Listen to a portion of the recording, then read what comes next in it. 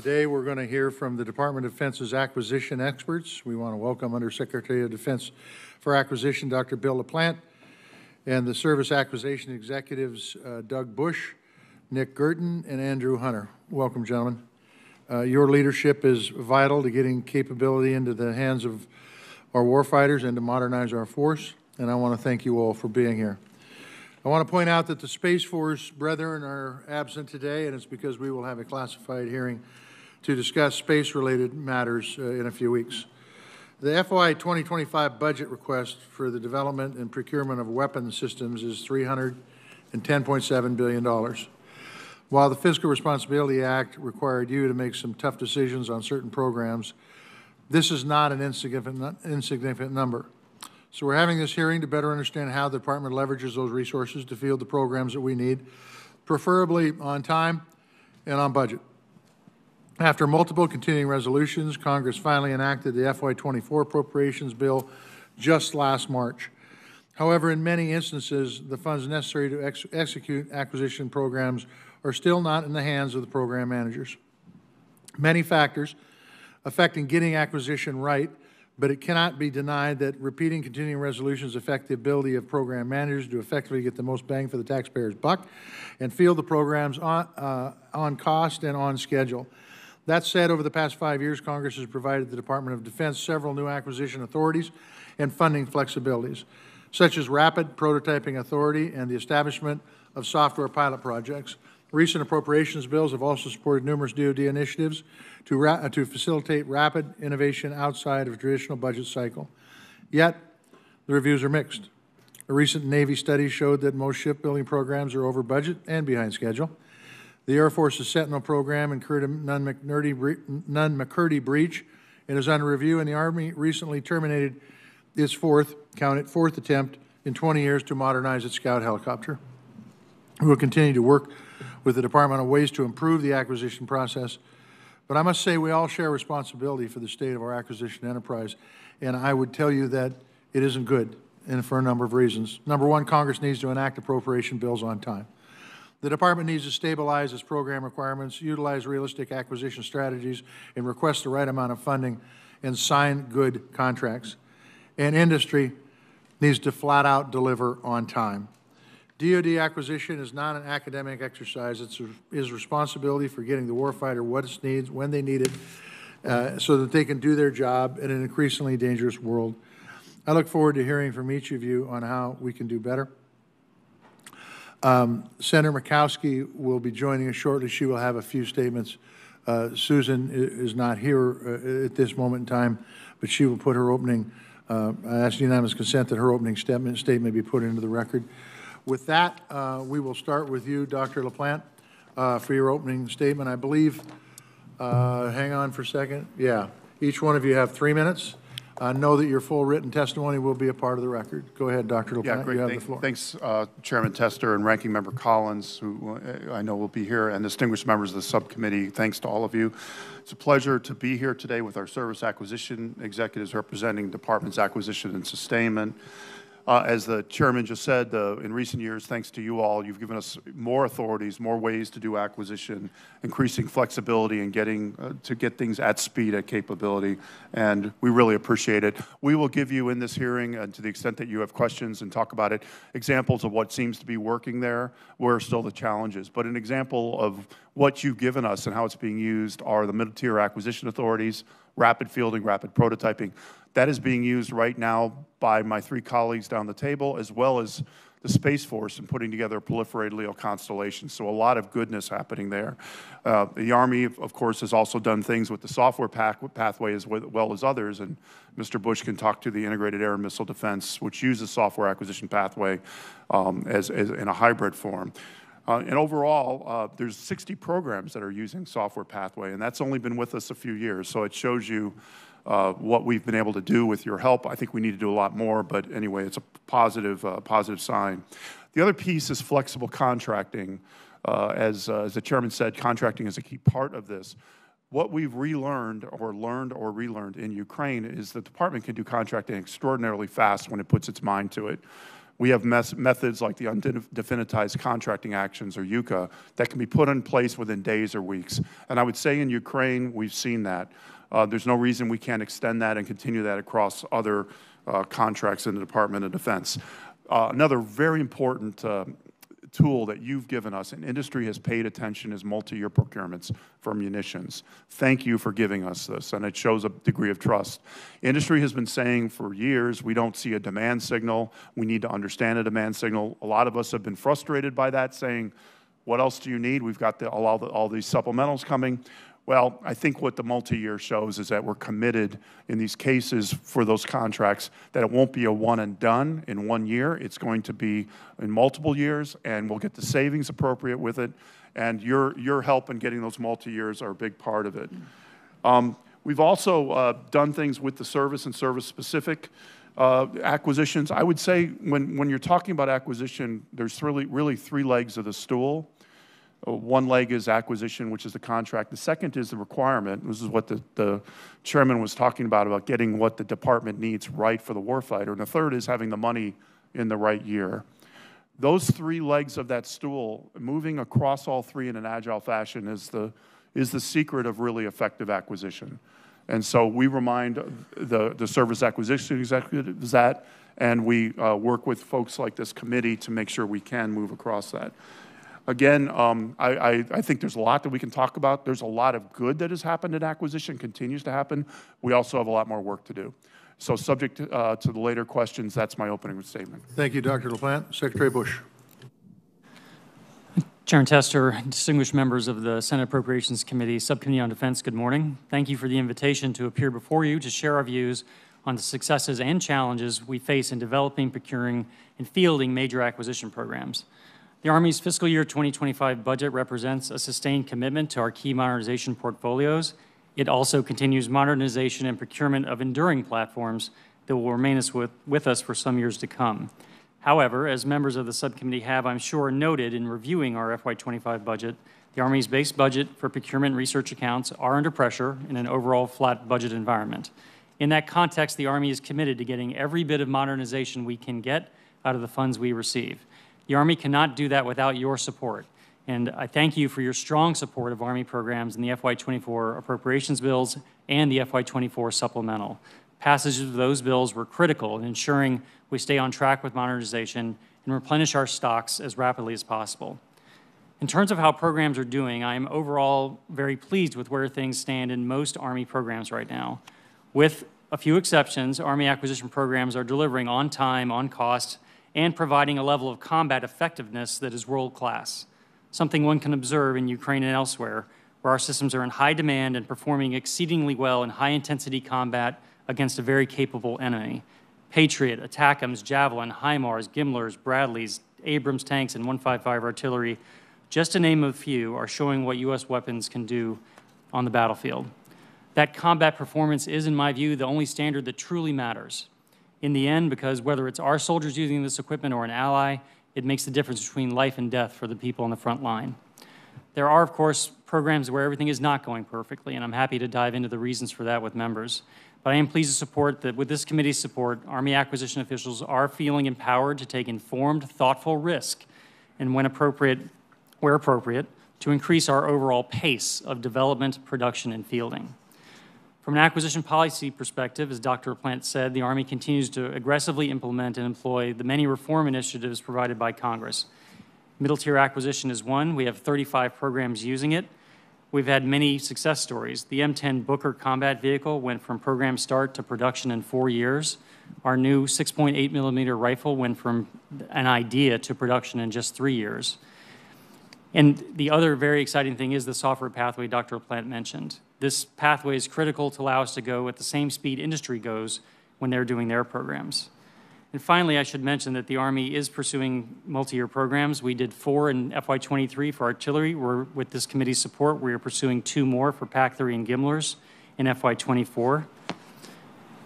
And a last thing to mention is this committee's strong support for rapid acquisition authority to allow us to respond to urgent threats. We use that authority doing a contract in less than 30 days to meet a critical counter-UAS need in Central Command, which was under attack last fall. That kind of flexibility, when used responsibly with correct oversight, is absolutely essential to meeting critical warfighter needs quickly. In closing, I want to say thank you on behalf of the Army for both the funding and authorities we need to support our modernization efforts. With continued support from Congress, we are building a force capable of competing across the spectrum of competition and conflict to deter conflict and, failing that, prevail in conflict. Thank you for your time today. I look forward to your questions. Thank you for your statement. Secretary Guertin, you have the floor. Chairman Tester, and is good. Yeah. Chairman Tester and distinguished members of the committee, thank you for the opportunity to appear before you today to address our acquisition programs and the defense industrial base. We'd like to thank the subcommittee for your leadership and support to the shipbuilding, naval aviation, and ground programs that maintain maritime superiority in defense of our nation. Maintaining the health of our acquisition programs while strengthening the industrial base is a top priority. Through strategic partnerships between the Department of Defense, Congress, our sister services, and industry, we are more efficiently and affordably procuring ships, aircraft, and munitions by leveraging the advantages of opportunities such as block buy and multi-year procurement authorities. The FY25 budget requests fully funds the Department of Navy's top defense acquisition priority, the Columbia-class nuclear ballistic missile submarine. Prioritizes resources for the Navy shipbuilding account to fund investments in the submarine industrial base and includes a San Antonio-class landing platform dock in support of the Department of Navy's requirement for 31 amphibious ships. We're also making targeted investments in critical munitions to address today's threats and posture ourselves for tomorrow's challenges. The Department of the Navy continues to invest funds in the weapon industrial base to ensure we can surge and ramp to production in the immediate future. The passage of multiple security supplementals enables us to replenish stocks of U.S. weapons and provide equipment to key allies and partner nations. Supplemental legislation also facilitated and funded our partnerships with industry to expand capacity, modernize existing production lines, and improve resiliency by qualified additional suppliers and streamlining certification capabilities.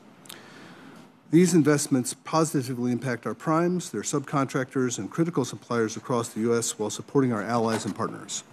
With deliberate approach, the Department of the Navy has increased ship and aviation maintenance and readiness accounts to improve availability while modernizing existing platforms. The Department of the Navy continues to make robust strategic investment in our 4 public shipyards and ensure they're able to execute ship maintenance effectively and efficiently. In aligning with my Secretary's priorities, the Department of the Navy continues to identify and overcome obstacles that threaten the success of our acquisition programs and the industrial base. The launch of the Maine Defense Industrial Alliance in cooperation with federal and local government as well as industry demonstrates our commitment to developing and maintaining a well-trained, skilled, and motivated workforce in support of growing and fostering the shipbuilding industrial base. The Department of the Navy appreciates the continued support and investments from Congress. Thank you for the opportunity to appear before you and your subcommittee today. We look forward to answering your questions. Thank you for your statement. Secretary Hunter, you have the floor. Thank you, Chairman Chester, and thank you to the other members for having me here today to provide testimony in the U.S. Air Force acquisition programs and also for the support you provide to us in terms of resources and flexible authorities. They are critical to our success in the acquisition enterprise. We need that flexibility and those resources because the way in which we have to do acquisition in the current security environment is changing and must change. Be less platform-centric and more focused on the integration and the tight integration between systems in order to be effective in the future fight.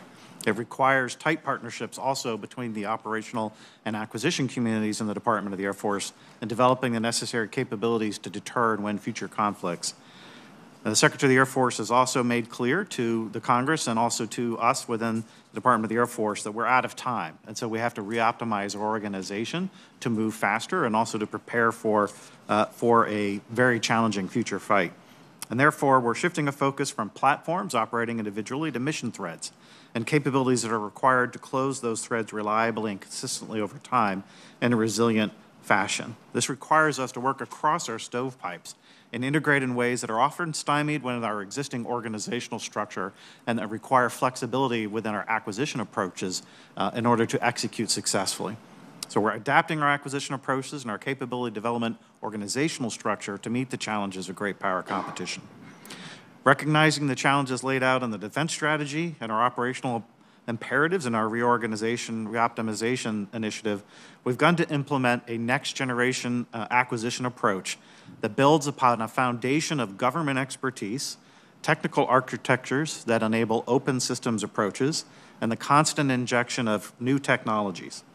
It ensures there's continuous competition throughout the life cycle of a program to allow the Air Force to take advantage of new advances in technology through incremental development while lowering the barriers to entry for companies, including non-traditional companies. I want to particularly highlight the Collaborative Combat Aircraft Program as the exemplar of our efforts to develop and field new capabilities rapidly, affordability, and at scale. In fiscal year 25, we will begin the concept refinement for the next CCA increment as we continue to explore international partnership participation and expand our approach to continuous competition. Since time is of the essence in capability development, we're very thankful to the Congress for providing quick start authority and the NDAA, and I know this committee was very helpful in getting to a successful resolution of that issue.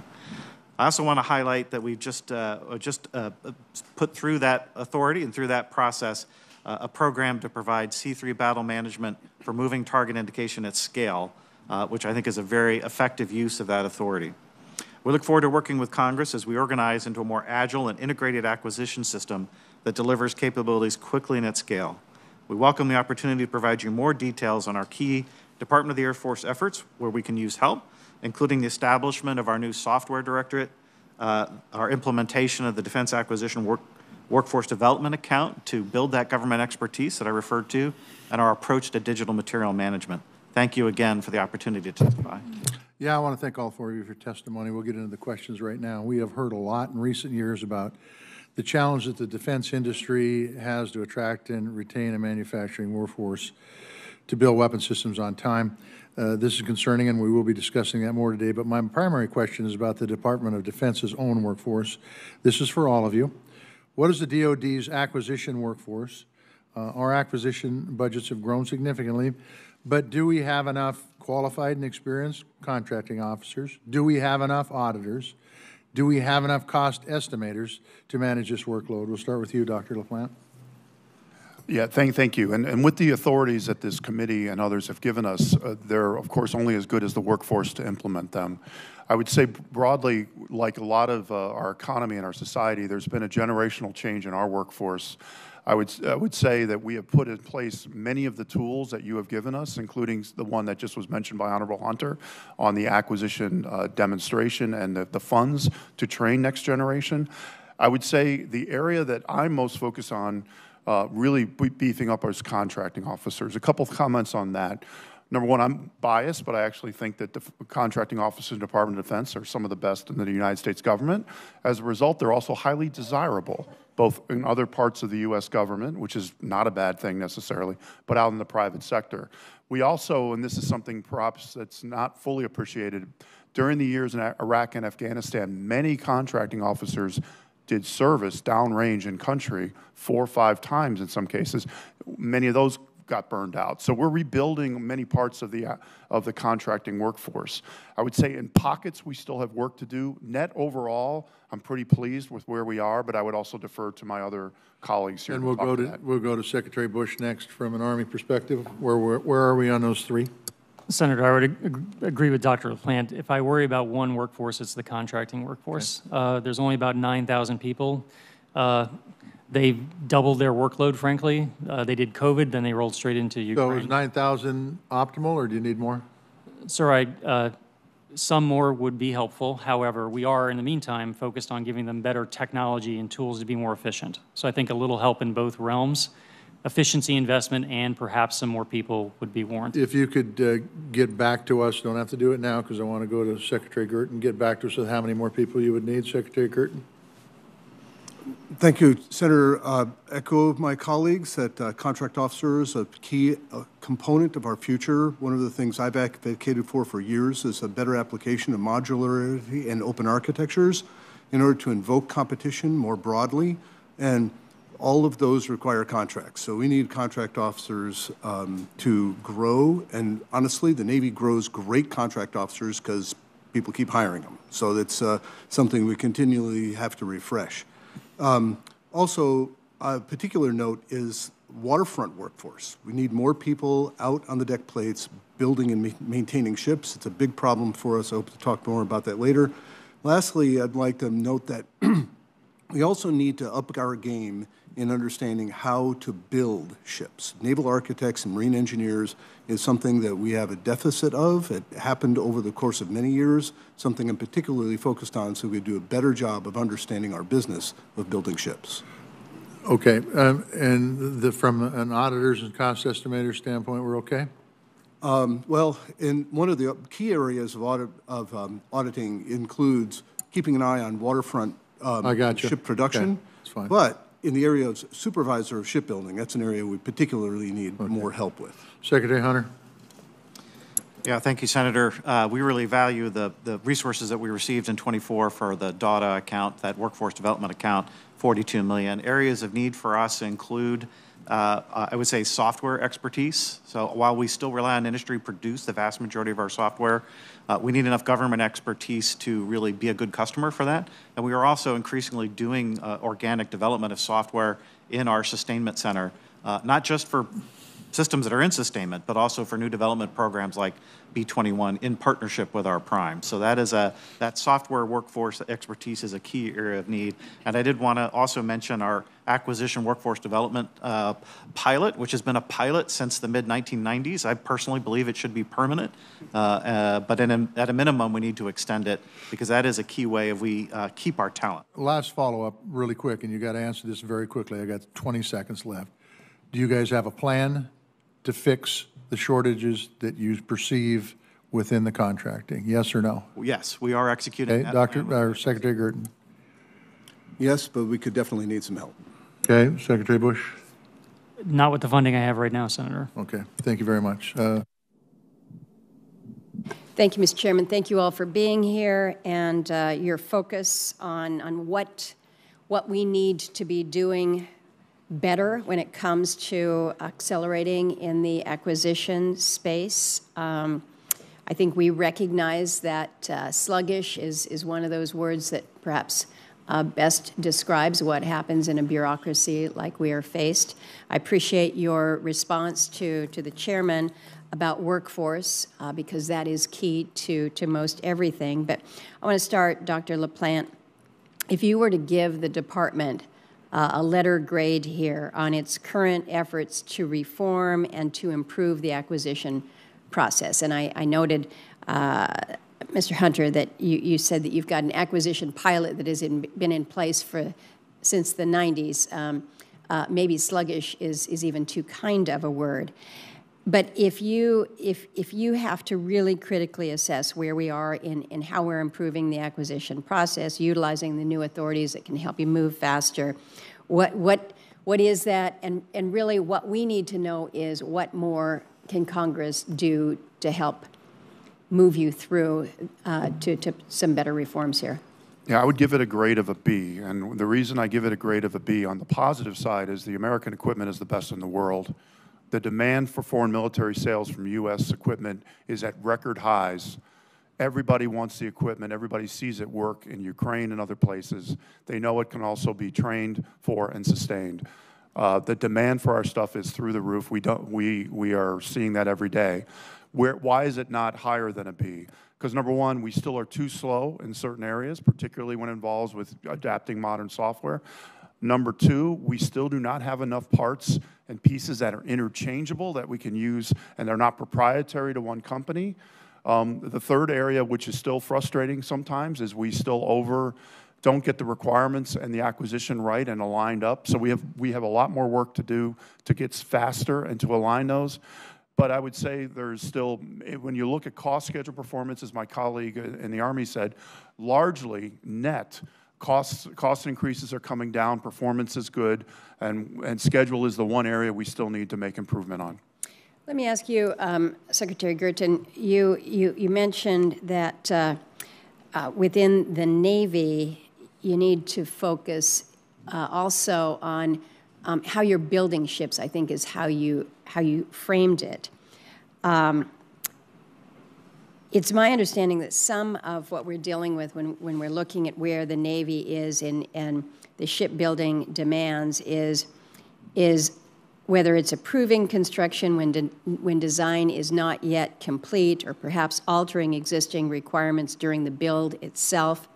In other words, you don't have a flow here that is consistent. Can you expand on some of the internal lessons learned that the Navy is working to rectify as it faces some of these concerns with shipbuilding?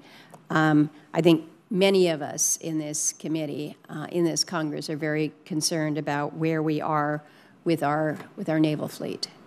Senator, I share your concern. I was given a charge by the Secretary of the Navy to look at shipbuilding when I was fairly new into the position, and one of the things that came out of it was to understand our risk balance. And one of the things we haven't always done well is have a robust, stable design prior to launching into ship construction. One of the things that I intend on doing going forward is to make sure we're taking better advantage of modern development tools that we have for doing upfront modeling and naval acquisition, naval architecture prior to going forward with construction. That's actually a fairly robust set of practices in the commercial industry, but we need to take better advantage of them in how we build our naval ships. Yeah. We need the right kind of people and the right kind of tools in order to be able to do that. Let me ask back to you, Dr. LaPlante, and this relates to our ground-based missile interceptors. As you know, in Alaska, we have a pretty important project up there. Can you give me an update on the next generation interceptor program? Are we on track? Is it delayed? Is it possible that it could even be ahead of time? Where are we? Yeah, the program is on track, the next generation interceptor. As you know, we were keeping, and the Missile Defense Agency keeping 2 contractor teams much later in the process than we typically do, almost up to CDR. They're going through a down select, as we know, in the last couple of months. And I expect that to be on track and on time. Thank you. Thank you. Thank you, Mr. Chairman. Senator Shaheen. Thank you. Support families here. Don't destroy families there. Shame on you. Blood is on your hands. We need money for health care and education, not for the war machine. Thank you all for being here. I'm going to begin a little parochially. Assistant Secretary Hunter, we're very proud that in New Hampshire, the 157th Air Guard flies the KC-46. They were the first unit in the country to get those KC-46s. So I have watched very closely the delays in the rollout of the new remote vision system. I understand it's delayed yet again. So what do we need to do to address that, and how do we make sure that doesn't happen again? Yeah, it's a combination of factors. Senator, I would say the key thing right now is making sure that we feel our supply chain status.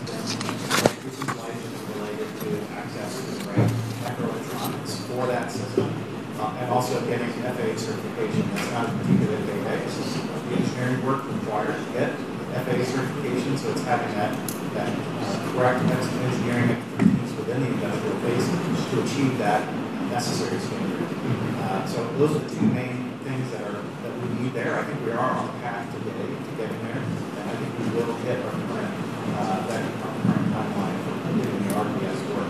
We've gotten through the hardest part of the design stage, and we're very close to achieving that FAA. So what's the current timeline? Okay, thank you. I will hold you to that. Secretary LaPlante, actually, this is all of you mentioned the importance of the flexibility reforms, the acquisition reforms that have been done in the last couple of years. And one of the concerns that I think we all have is how do those procurement authorities address the situation in Ukraine and allow us to prepare for future conflicts. So, Secretary LaPlante, do you want to start with that? Yeah, the authorities that have been provided, and we talked already about the software authorities and mid-tier acquisition, have really allowed us to get started very, very fast and to move basically in an agile fashion, if you want to use the agile term, and go through sprints. So those were already up and being used across the services when Ukraine happened. What we've added to that with Ukraine was what we learned from COVID and how to do rapid contracting. A lot of the PPE and a lot of the stuff that was done with the vaccines during COVID was done by the Department of Defense. That same rapid contracting was put for Ukraine. So we learned that. I think the other piece that we've learned from Ukraine with these authorities is even if you have these rapid capabilities, you have to do what sometimes one of my colleagues here calls the adult stuff. You have to worry about it being sustained. You have to worry about being trained to it. And so you can go fast, but you have to go fast with putting these other pieces in line, and that's what we're learning with Ukraine. But I'll turn over to my other colleagues. Senator, I would echo Dr. Plante's comments. I think the reforms are much appreciated. They do let us start programs faster, which is a good thing. However, the basics still apply. You need good cost estimates, you need realistic requirements, and you need at some point to do the whole package, which is something we do better than any other country, which is the logistics, the military construction that goes with a device, like a new range for a new rifle. So, ma'am, I think as long as, getting started fast is good, but it's not the whole story. However, it is a big deal and lets us respond more quickly to new technology and new threats. Before I'm going to follow up on that, so I don't need to have the other responses. I was just in the Indo-Pacific. One of our stops was in Japan, where, as you know, they've doubled their defense operations. And one of the things we heard there was concern about how fast their industrial base could respond to that directive. Have also heard that from our European friends about responding. How are we working with our allies to help them respond? And why has Russia been able to rebuild its systems in a way that has allowed them to put out what appears to be so many more munitions than we've been able to get to Ukraine? I'll try to get to this very quickly and turn it over to my colleagues. So first, the Russia, we're all monitoring both in open source and other places. What is Russia doing in its industrial base? We saw that Putin just replaced his Minister of Defense with an economist with an emphasis, and I think a lot of us have taken away that this is not, they're not in it for the short term, they're in the long term. The second is the estimates that they're at 7% of their GDP for military. Those are, and they're staying there, and they're on a wartime footing. Whatever you want to say about the United States, we are not, and I'm not suggesting we should or shouldn't, it's just we're not. Right. The second thing, on your point about allies and partners, across the board, allies and partners are recognizing, both in Europe and in Indo-Pacific, that they need an industrial base basically restart. For all of the criticism we give ourselves, rightfully so, they're envious of what the United States has been able to do. What we're talking to each of these countries, and I'll talk about Japan, and then I'll turn it over as a specific example, is doing co-development, co-production with them to help their industrial base and ours at the same time. The next generation of missile defense interceptor is going to be called glide phase intercept. It's beyond NGI. That's a collaboration with the Japanese and Japanese companies and American companies. So that's where this is all headed. You're going to see much more co-production, co-development, and co-sustainment with allies and partners. Thank you. Chairman, thank you. One of the things that's taking place that I think has a consequence to the industrial base, the defense industrial base. Spirit Aerosystems is a company that employs 12,000, 13,000 people in Kansas, does a lot of sub work for nearly every prime defense contractor in the country. The indications are that it may be purchased by Boeing.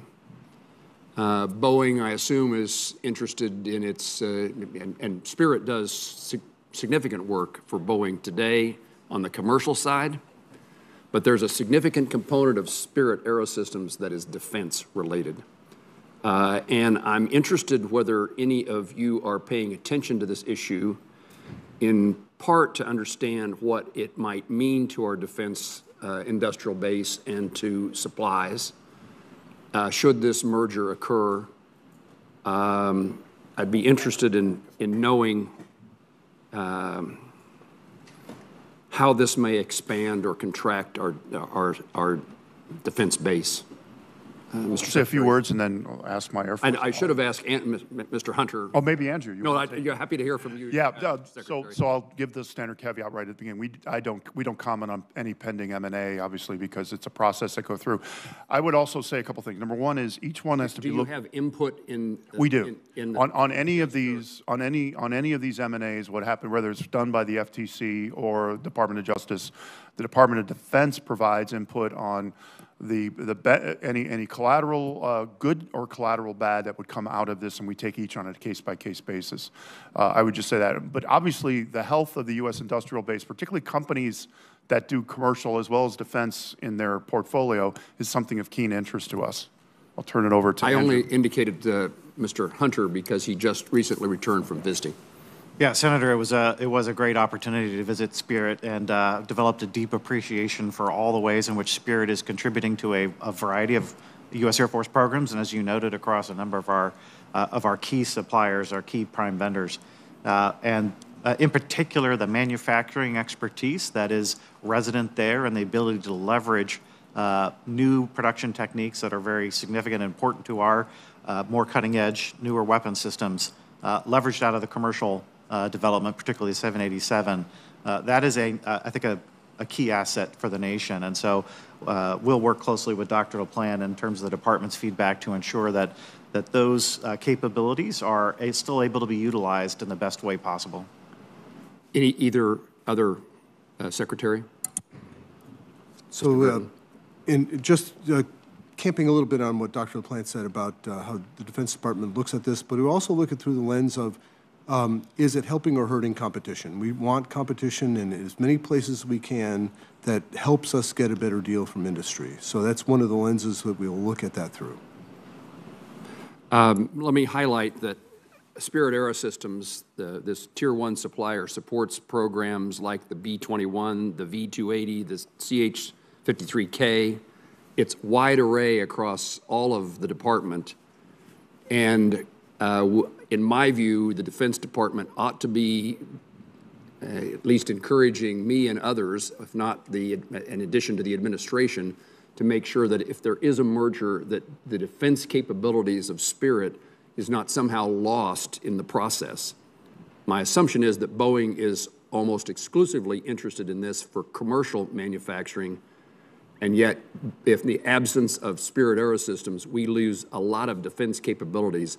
I have visited with nearly, 4 or 5 of the CEOs whose companies do work in defense with Spirit, and there's a general feeling is, I don't know where else we would go in the absence of Spirit doing what it does today. And rest assured, as the process as with others, we will weigh in on the defense implications, both good and necessarily not good, on that case. We will absolutely weigh in. Thank you. Senator Reed. Thank you very much, gentlemen, and thank you, Mr. Chairman. I want to reemphasize 2 points the Chairman made. First of all, the responsibility for this predicament, and it is a very serious one, is shared by both Congress and the executive, so we have to work together. Also, the attrition of our government workforce is a key factor, and I don't think we're doing enough to remedy that. My impression on the decks, if you will, there's a 27-year-old foreman talking to a 27-year-old representative of soup ships, where before the pandemic, they were 50-year-olds talking to each other, which makes a bit of a difference. But I want to go right to the submarine industrial base. As you know, Congress initiated funding directly to rehabilitate and strengthen the submarine industrial base. 4 years later, the Navy took up the cause. But right now, the Columbia is behind, and it's slipping further. We cannot produce 2 attack submarines a year. We're about 1.2. And I think everyone concedes this platform is probably the most critical and decisive, both of them, in our inventory. So, Secretary LaPlante, you sent up a budget this year, the President did, which is only buying 1 Virginia-class boat, but also putting significant amount of money into the submarine industrial base for parts for additional boats. Can you give us the rationale and logic? Yeah, thank you, Senator. And as you well know, and appreciate the help of this committee on the submarine industrial base, the department had the difficult choice of either adding to the backlog that was there, or take the money and invest it in increased capacity, knowing that that's going to be delayed before we see the increase. And it's the increased capacity was what the department chose to do. And do you have metrics to measure whether you're doing this efficiently or effectively? Yeah, the closest metrics that we look at, when I know my Navy counterparts, I know probably you do as well and others, is we look at the work, we'll take Columbia, for example. We look at the plan of where they are in the work progress compared to the plan. Are they maintaining the plan? Are they falling behind? Are they ahead? And we're tracking it. I mean, I know the Navy is tracking it almost every week. We watch it at my level every month. And for example, in Columbia, we lost some ground in the fall. It looks like we're gaining some of it back right now. The question is, can we gain enough back to get the 1 year, which is the nominal behind on Columbia, to get that shortened? We're watching it very, very carefully. A lot of it has to do, as you know, with the technical data packages, the work instructions getting to the workforce in a way that they can implement and with proper learning and efficiency. And we're also tracking how Columbia compares, which is 826, to the 827, which is the next submarine, and where that is. And we're seeing the learning and the growth there, but we track it all the time. And I'd ask Nick if you want to add anything. Please. So, Senator, as you know, we are going to be to the point where we need to be able to build 2 1/3 Virginias a year plus serial production on Columbia. We need to position ourselves for success in that regard, and the investments we're getting from Congress to be able to improve the throughput of the submarine industrial base is critical to be able to get to that point where, and it'll be historic. Even when we're building Ohio's, we're only building 2 Los Angeleses a year, and both of those types of submarines are much simpler than these Virginias and Columbias will be. So we absolutely support that investment so we could get to the point where we can build 2 1/3 Virginias a year and serial production of Columbia and get to that historic high level of throughput. Do you think you have the capacity to do that? No, sir, we don't. But What? with the investments that we're going to be executing over the course of the next few years, we will get to that point. That would mean investments in additional shipyards or additional capacity at shipyards? So the capacity we're looking at right now is to improve the shipyards we have. In the near term, that's where we need to put our money. I would like to, we have actually are thinking about and looking at where else we might have shipyard capacity, but right now we're driving more of the work out of the shipyards where they are right at the waterfront and trying to push more of that work into other facilities that can support bringing those submarines together in the couple of places that are unique to that capacity. Thank you very much. And Secretary Hunter, in 2023, in the NDAA, we created a site activation task force, resident at Air Force Global Strike, to bring operational views into the process of the Sentinel program. How is that task force working, and how are they helping, I hope, with the McCurdy non-breach? Senator, they are helping. I work very closely with General Connor, who leads that task force, meet with him on a very regular basis as we go through the Sentinel non-McCurdy process. But of course, we continue to execute that program while we're going through the non-McCurdy process. So that's a key partnership. We view B-21 as the best model for integrating our operators and our acquirers, as I referenced in my opening statement.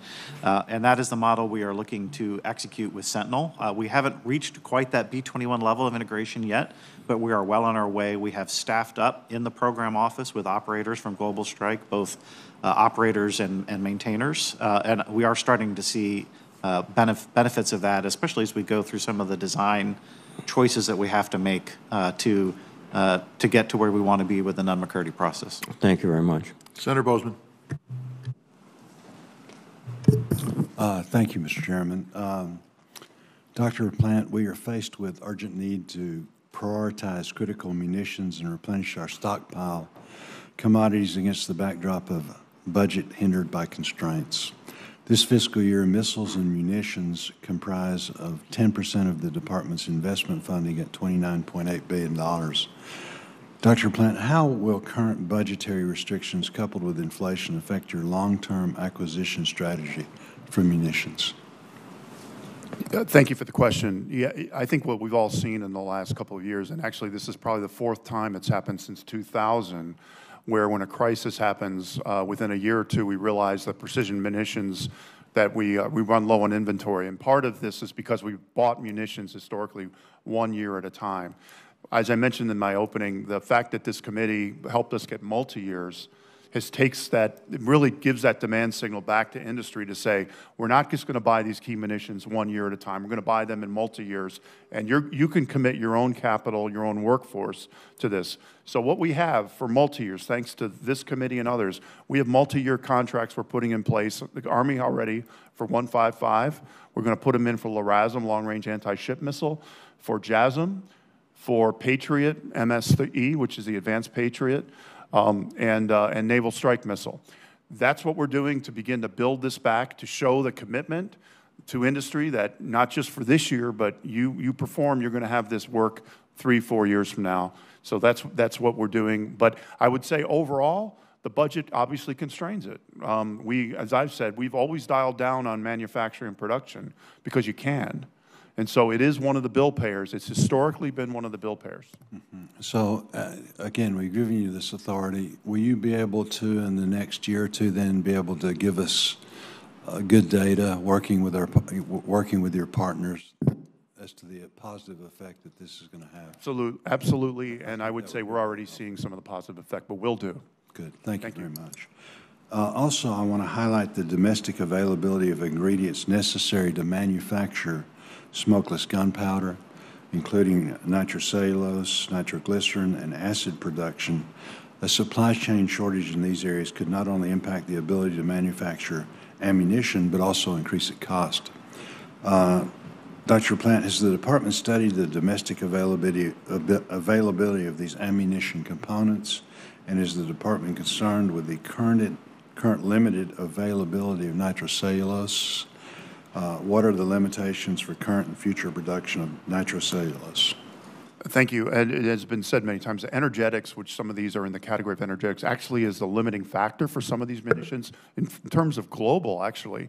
So in the cases of almost all the items you mentioned, we are, and I could actually ask the Army to jump in here, finding alternative sources, domestic sources, to really replace these very rare things that many of them were from overseas.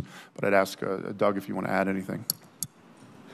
Senator, on the nitrocellulose front specifically, we have this year coming online at Radford Army Ammunition Plant a $700 million previous investment made years ago by Congress to go to a fully modern, very high capacity production capacity that's on our ammo plant. So, sir, I think that one we are going to end up ahead of the problem, not behind, which is great to see. However, we do have other sources.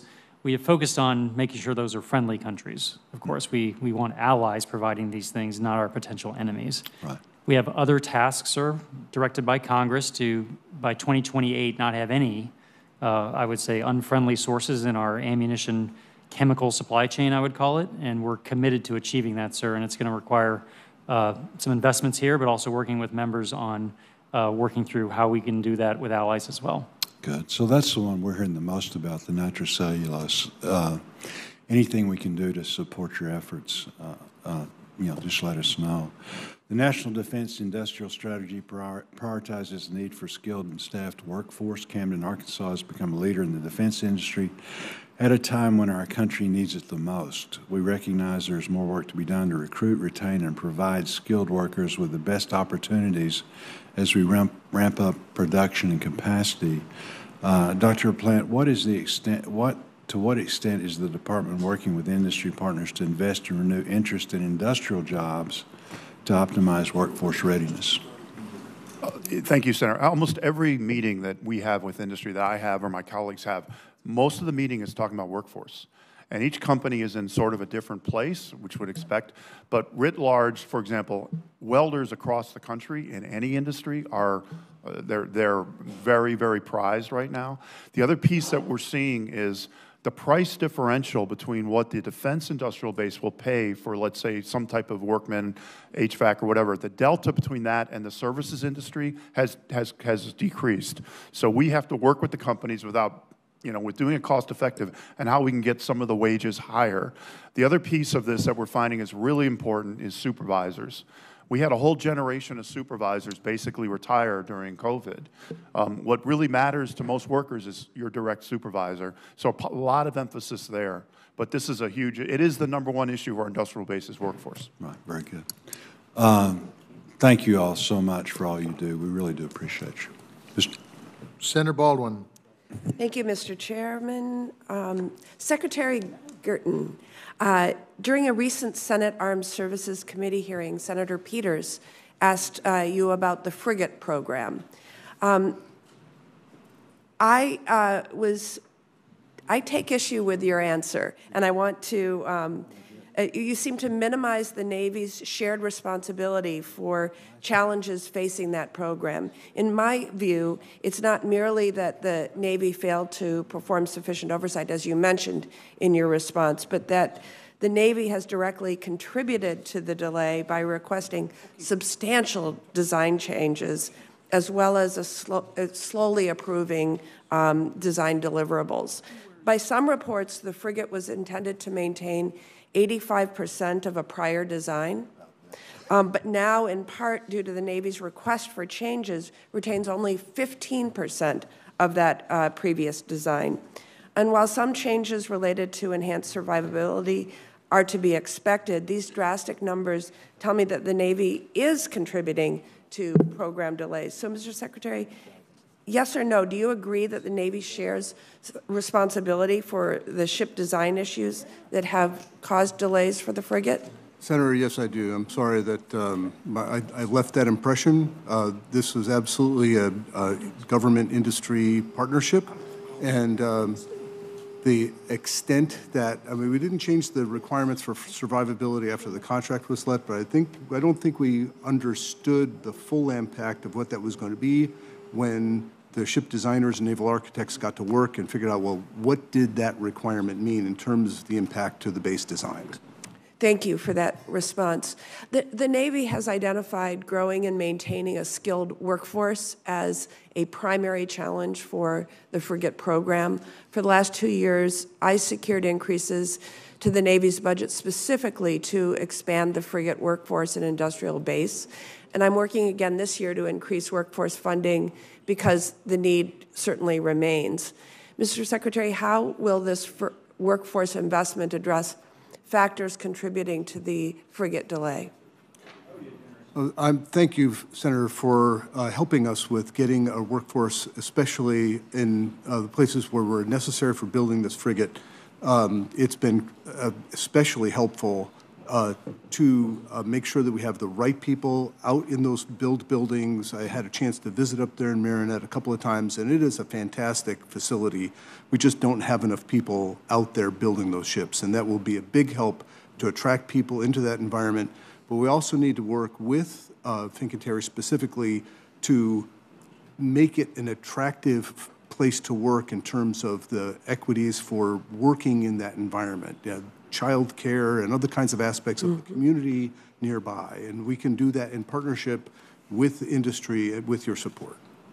Thank you. Thank you, Mr. Chairman. Senator Hoeven. Thanks, Mr. Chairman. Secretary LaPlante, one of the most important things we're doing is updating the nuclear triad. Incredibly important, and we're now doing a Nunn-McCurdy review on the Sentinel portion. Are you committed to making sure that we work through that we stay on track, and that we do the full Sentinel modernization on schedule?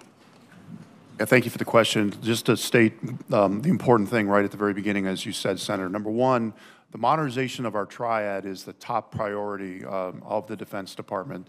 The triad, of course, is the next generation bomber, B-21, the next generation SSBN Columbia, we just spoke to, and of course, Sentinel, which replaces Minuteman III.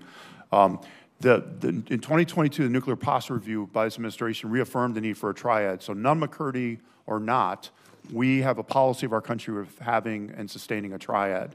In the case of the Nunn-McCurdy, I'm committed to working with the Air Force and with the cross-DOD team to go through the letter of the law and make sure that we, if we do recertify, and it's not a guarantee, that we certify a program that is executable and will meet replacing that leg of the triad.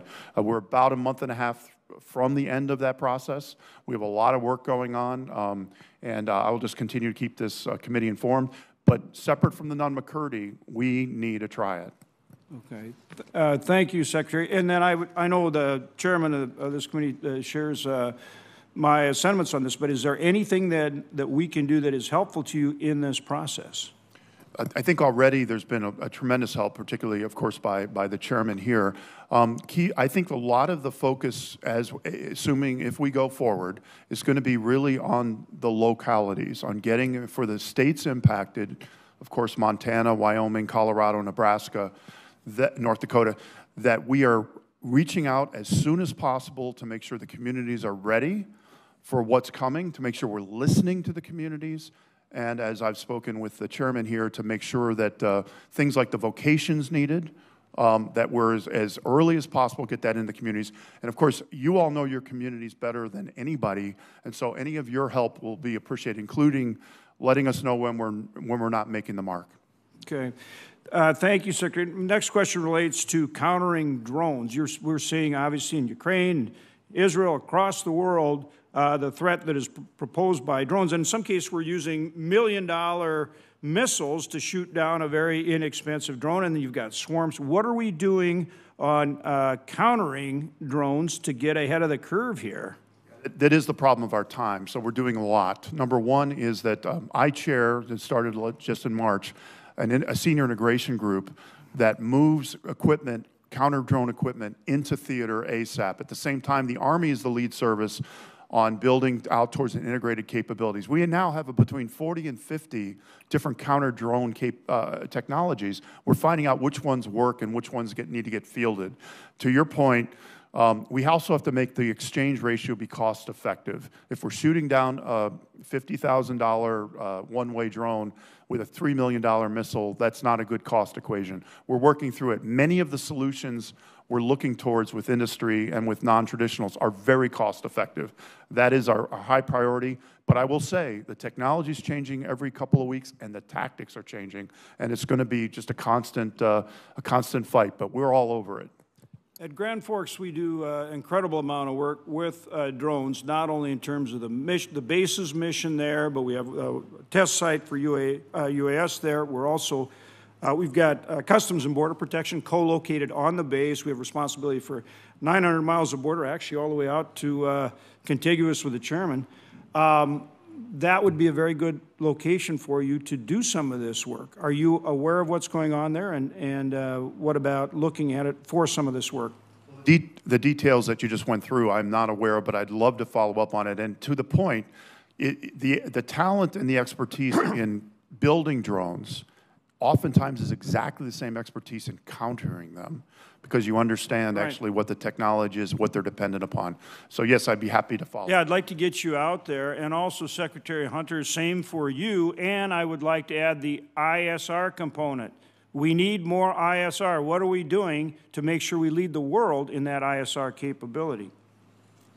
Well, thank you, Senator. We are working hard on that. Obviously, there's elements of that we can't talk about in this forum, but that is a huge priority for the Air Force, and so we will continue to dialogue with you on the investments that we're making there to advance those capabilities. I agree with you; they are essential, particularly to our kill chains. And I'd like to get you out to North Dakota, to Grand Forks area, along with Secretary LaPlante. I think it would be helpful for both of you. Thank you. Thanks to all of you for being here today. Appreciate it. Thank you, Mr. Chair. Senator Coons. Thank you very much, Chairman Tester, and thank you to all of you. I agree with you that we have widespread, I think, bipartisan grave concern about whether our defense system overall is appropriately aligned with the requirements of the warfighter, that we are taking advantage of innovation in the American system as we are producing and delivering weapons and weapon systems and platforms that are more and more dependent on software, on IT, on interoperability and communications. I'm concerned we're not learning the lessons of the war in Ukraine, the MacGyvering of solutions in the midst of an otherwise very difficult and complex battle space. So let me just briefly ask a few questions, if I might, as the newest member of the committee. You recognize, if I might, that there's a huge acquisition workforce, I think 187,000 acquisitions professionals, and that just having the workforce to do the acquisition is important. What work is being done, if I might, Undersecretary LaPlante, to make sure that the acquisition workforce is familiar with, comfortable with, and able to use authorities like other transactions authority, CSO, to take advantage of the MTA pathway? What's being done to make sure that more broadly the acquisitions community that may have never seen or done one of these transactions is able to? Yeah, we have a whole education and training effort led out of Defense Acquisition University. I was just there actually 2 days ago speaking to one of their graduating classes that is all about having experts come in with case studies and say, this is how you use a software acquisition pathway. This is what you need to know about modern software, and teaching. The best thing that can be done is experts that have done it in one part of the DoD teaching experts in another part, and that's what we're doing. We're spreading the word. It's a lot more of it is online, and a lot more of it is also, we're bringing in industry. In fact, the class that I spoke to the other day had a quarter of it were from industry. So I think all of the above is what we're doing, knowing that you can be an expert in software acquisition today. 2 years from now, you may not be an expert anymore. You have to keep up with it. I was struck in your testimony, and maybe I just misread these numbers quickly. Of 236 programs that use the MTA pathway, 3 have transitioned to full operational capability, and 107 to other pathways. Help me understand that ratio. Did I misunderstand what the other pathways meant? Yeah, let me tell you what I believe without having the numbers right in front of me. So the mid-tier acquisition was put in place, I believe, in 2018, and there was a restriction on it that said, or basically said with waivers, it's got to be out of it by 5 years. Right. So by definition, 5 years later, you're not going to be an MTA anymore for most of these that were started then. So the question is, when you're nearing the end of that MTA, which is rapid fielding or rapid prototyping, what do? Do you transition it into major capability, which means, for example, now go into higher rates of production, or do you do some other version of it? And I think that's what you're seeing. We do have examples of where they've reached the warfighter. Last question, if I might. A big piece of the NDIS, partnering and our allies. AUKUS Pillar 2 is particularly intriguing to me. What do you see as priorities for co-development with close allies, and this may also be particularly relevant to the Navy, of capabilities that may be both in terms of workforce and in platforms we can't do on our own? So, Senator, you mentioned earlier the lessons of Ukraine. One of the lessons of Ukraine is co-production of munitions. So right now we're working a lot across Europe around co-production of 155, co-production of Patriot. In Australia, separate from AUKUS, we're going to be doing co-production, the Army is, of Gimblers and eventually PRISM. And I mentioned earlier about Japan with the glide. I think you're going to see much more co-production and co-sustainment with our allies and partners. Thank you for your testimony. I look forward to staying in touch, and I will echo what you heard from several other senators about the urgency of deploying the counter-UAS platforms at speed that are effective and affordable. Thank you, Senator Coons. We're going to do another round, and I've got a short question that I'm going to ask. It goes to the previous question that I started out with, and it goes actually to your answer, Secretary Bush. You said you didn't have the money at this time, so I want to kind of flesh that out a little bit. Congress established a distinct appropriations account to ensure sufficient funding to recruit and retain acquisition personnel. Have you used that account? Do you have access to that account? Is it effective? So, Senator, the DOTF account, yes, we of course use it to train folks, and if it was bigger, that would actually be very helpful, and it wouldn't have to be dramatically bigger. A little bit could go a long way across the services. Okay. As far as the Navy and the Air Force goes, do you guys use that account, and do you feel the same way the Secretary of the Army or the Secretary Bush feels? Yes, Senator, we do, and it's been very effective, much like what the Army's experience has been. Is it adequate? I'll have to get back to you on that. I don't have a number in front of me right now, but I'd say we could probably use more. But, okay, keep going. Secretary Hunter. Senator, we do use it. As I mentioned, $42 million in the 24 budget. Our request for 25 is $52 million within that account, so it is an increase, and it reflects the fact that we are ramping up both development and production across a number of acquisition programs. So we do need more resources and have requested them. Did you have any questions? Senator Murkowski. Thank you, Mr. Chairman. Mr. Hunter, in the FY25 budget, Air Force is acquiring less fighters than originally projected, 6 less F-35s, 6 less F-15EXs than originally planned. We all get that it's right to get the right technology, but at some point, it doesn't really matter how capable the fighter is. You have to have sufficient numbers. In Alaska right now, the 18th Fighter Intercept Squadron, we think, is accepting some increased risks because of the low inventory of the F-16s in the unit. So, question to you is, as our threats and missions increase, our aircraft inventory continues to decrease, does Air Force have a plan to increase the size of its fighter fleet in the out years? So we are continuing with purchase of our 5th-gen fighter aircraft, F-35 and F-15EX in the 25 request. We also intend to, in effect, force multiply that fighter force with the collaborative combat aircraft. And that's trying to, again, change that cost equation. Dr. LaPlante referenced that in terms of munitions. It's also very true in the tactical aircraft space, that at some point we need a mix of affordable aircraft along with our higher-end fighter aircraft. And so we see the collaborative combat aircraft as being that affordable element that allows us to force multiply our fighter fleet, the crewed fighter fleet, which remains essential, but is always something where it's going to be challenging to get up to, the hundreds of aircraft production numbers that would be necessary to stay completely even on the size of our fighter force. So let me ask a question about the expansion of research and the modernization funding in OSD rather than in the military services. In this fiscal year, that includes $1 billion in DIU and more than $500 million for the replicator initiatives to field thousands of autonomous attributable systems in the next 18 months. One of the things that has been underscored in this committee is that OSD-led efforts have a clear path to be fielded at scale, which is really the responsibility of the military services. Drones or other innovative capabilities just can't be bought. They need to be incorporated into the tactics and the procedures for how the military services prepare and fight war, as well as being maintained and modernized. So for each of you here, do we have sufficient rigor to ensure these sorts of efforts at the OSD level, that there's robust, clear transition plans that include how the services are going to employ, field, and maintain these systems at scale? I'll start by saying, first, by asking the question, Senator, you're actually making a really, really important point. The services lead on fielding at scale and organized, train, and equip, not OSD. Right.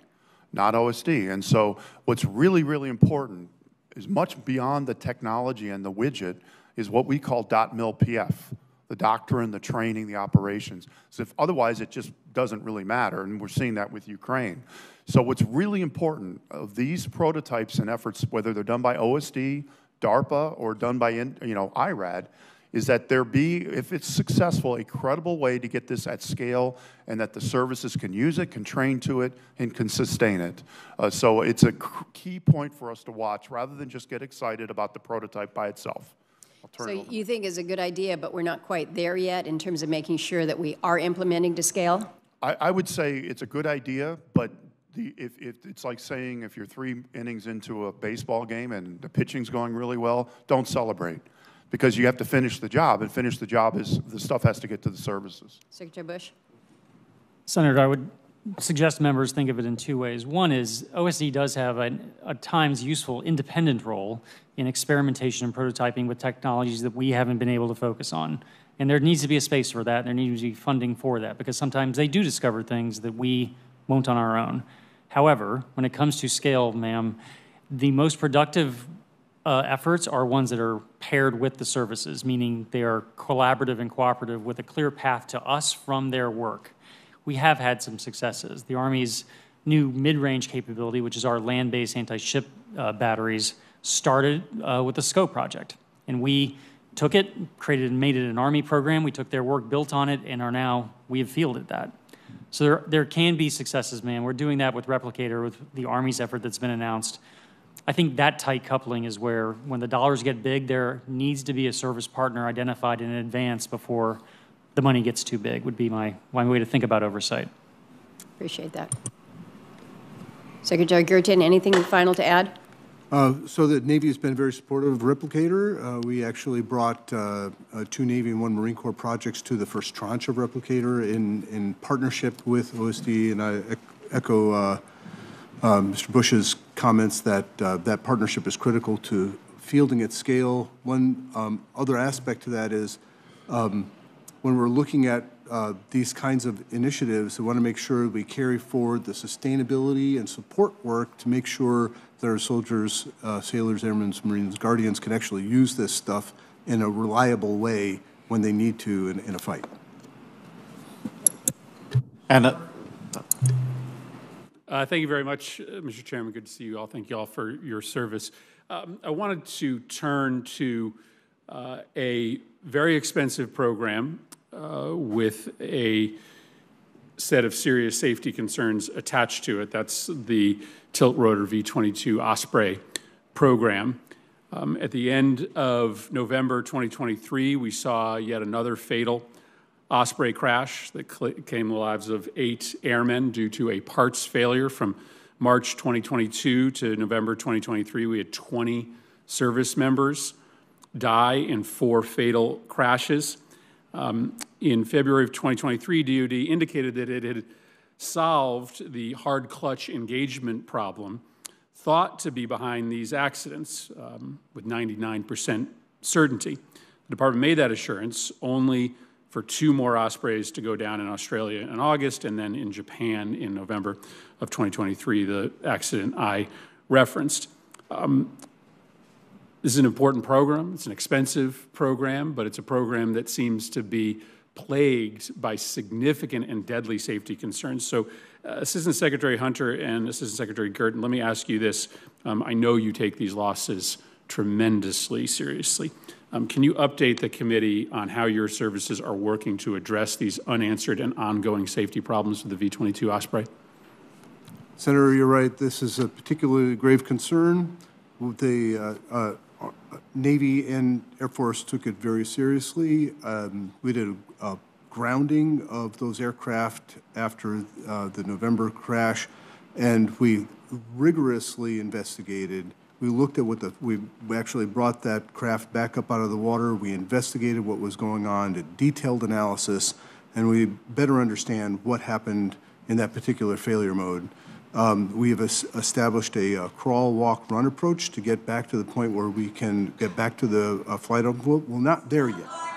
We have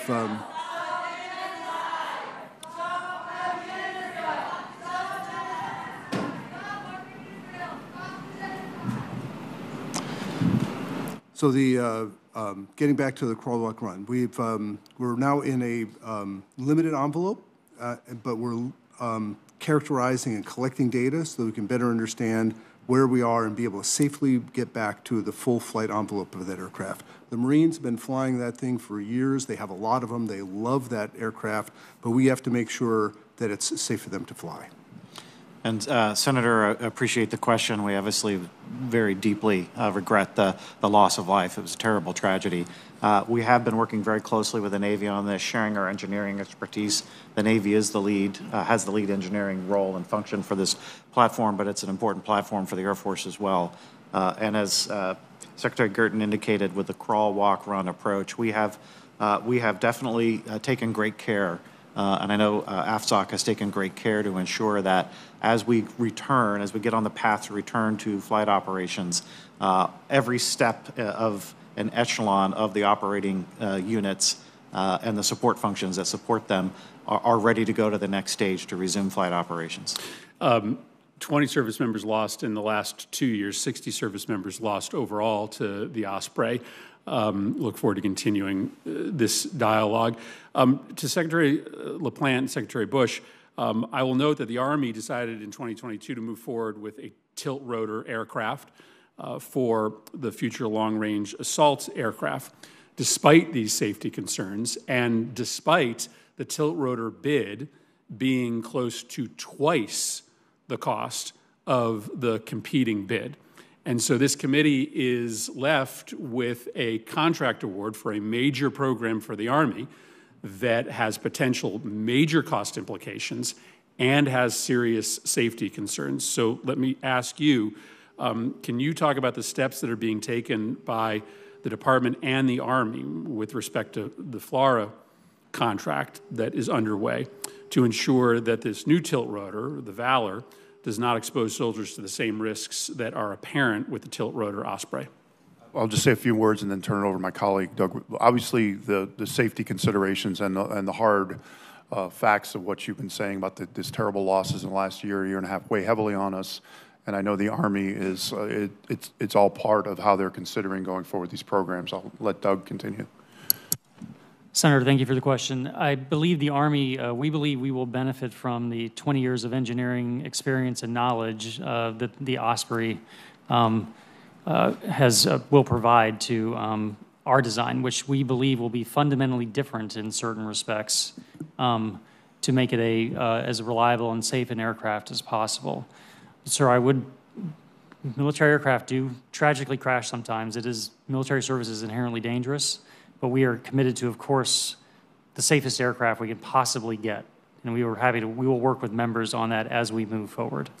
Well, I appreciate your answers, but I think anybody who has followed the history of military aviation would submit there have been particularly difficult problems with the tilt rotor, in part because of the complexity of its design. And I certainly worry that we have not, to any degree of satisfaction to these families, settled the safety concerns on the Osprey. And to your point, Secretary Bush, we are developing a new version of the tilt rotor, and so some of the lessons learned will be applicable. But there's also just as good a chance that there are going to be a whole new set of safety concerns with the Valor that are going to add to the expense of this program, that are ultimately going to be significant safety liabilities for our servicemen and cost liabilities for this committee. Thank you, Mr. Chairman. Senator Moran. Mr. Chairman, thank you. Just a couple of questions in what time I have. Talk a bit about ammunition. Secretary Bush, you and I had a conversation, I think, in a classified setting about ammunition. We have an old Army ammunition plant in Kansas that the Army has invested significant dollars to bring it back into production. And I think as a result of the passage of the supplemental, that plant is now prepared to manufacture 12,000 155 millimeter ammunition as requested. So thank you for that investment. My question is, are we going to avoid the ups and downs and based upon the demand of the moment for ammunition? Is there any demand signal to this plant or any other in the country? What happens when Ukraine is behind us?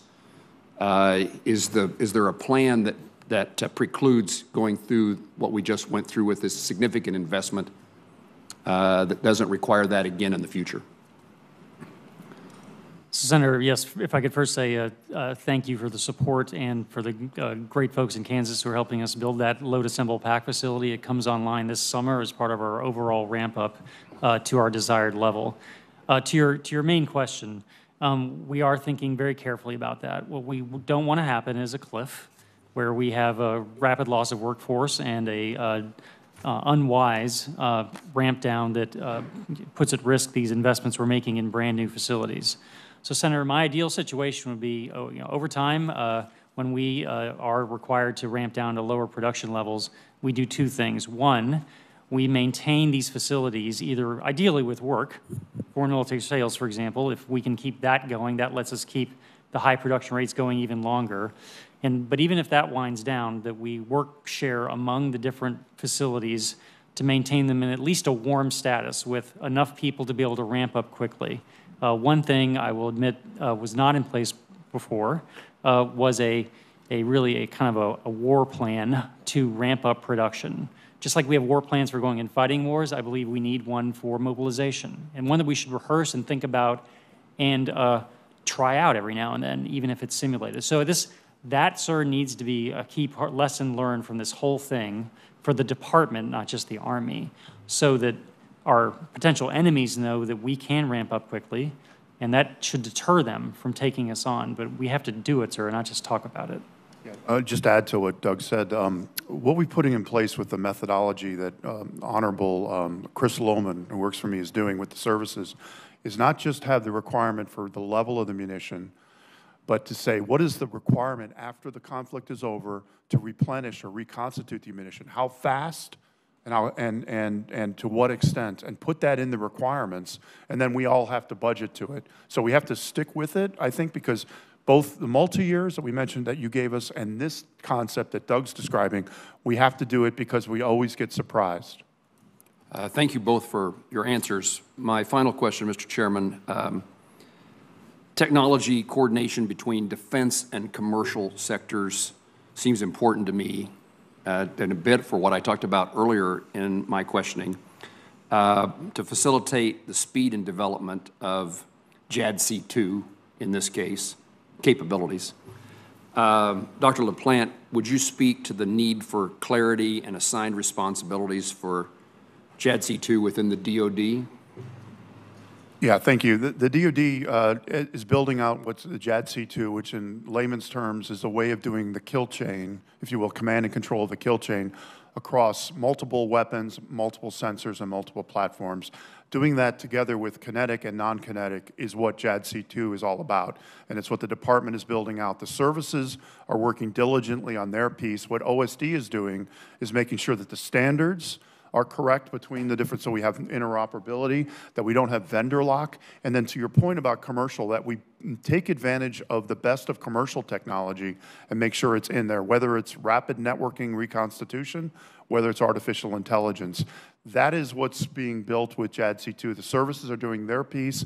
OSD is making sure that they can talk to each other as we build it together. Would non-DoD experts in the development of this capability, this capacity, be beneficial?